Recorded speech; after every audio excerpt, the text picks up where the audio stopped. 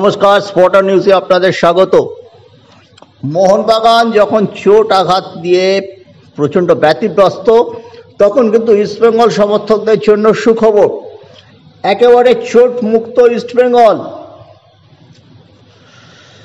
Jason টিকে ছাড়া দলের প্রত্যেকটি খেলোয়াড় সুস্থ।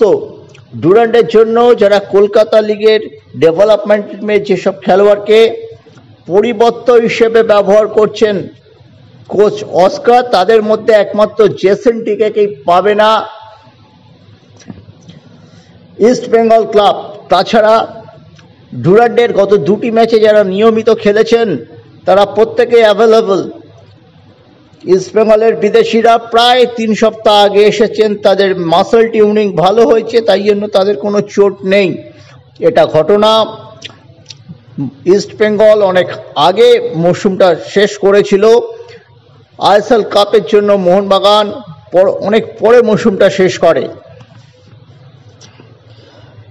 মোহনবাগান এবং ইস্টবেঙ্গল ম্যাচ এর ফয়সালা হয়ে যাওয়ার পরেই এই দুই দল থেকে যারা ডাক পাবেন জাতীয় ক্যাম্পে, তারা সেখানে যোগ দেবেন। নকআউটে একেবারে কোয়ার্টার ফাইনালে দু দলের মুখোমুখি হওয়ার এটাও একটা কারণ। ইস্টবেঙ্গল দল এদিন প্র্যাকটিস করেছে নিউ টাউনের সেন্টার অফ এক্সেলেন্সের মাঠে। আগামীকালও সেখানে ক্লোজ ডোর প্র্যাকটিস রয়েছে। দলের কম্বিনেশন ঠিকমতো দেখে নিতে চাইছেন। প্রথম একাদশে কোন 4 জন বিদেশি খেলাবেন সেই ব্যাপারেই কৌতূহল রয়েছে।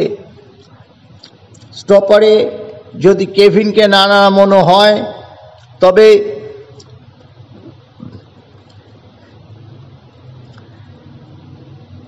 তিনি পরিবর্তন হিসেবে নামতে পারেন, এবং দিমিত্রিয়াস তিনি কতটা ম্যাচ টাইম পাবেন বলা যাচ্ছে না। শেষ ম্যাচে কিন্তু তাকে সেভাবে ব্যবহার করা হয়নি, যদিও তিনি 2 মরশুম আগে ইন্ডিয়ান সুপার লিগের সেরা গোলদাতা ছিলেন। রশিদ দ্বিতীয়ার্ধে নেমেছিলেন। মিগুয়েল, রশিদ মাঝমাঠে কি একসঙ্গে নামবেন? কম্বিনেশনে কিন্তু জোর দেওয়ার সময় আমরা কিন্তু সেরকমই দেখা গেছে। সেক্ষেত্রে সল ক্রেসপো কি প্রথম একাদশে থাকবেন সেটাই হচ্ছে প্রশ্ন। যদি কেভিন সেপ্লে স্টপারে না খেলেন তবে আনোয়ারের সঙ্গী কে হবেন?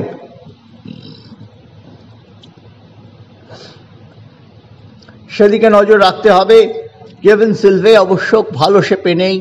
90 মিনিট খেলার মতো জায়গায় তিনি আছেন কিনা সেটাও কিন্তু দেখতে হবে। এই জায়গাটা কিন্তু ভাবাচ্ছে কোচ অস্কারকে, এবং সেই সঙ্গে 2 সাইড ব্যাকের কোয়ালিটির অভাব।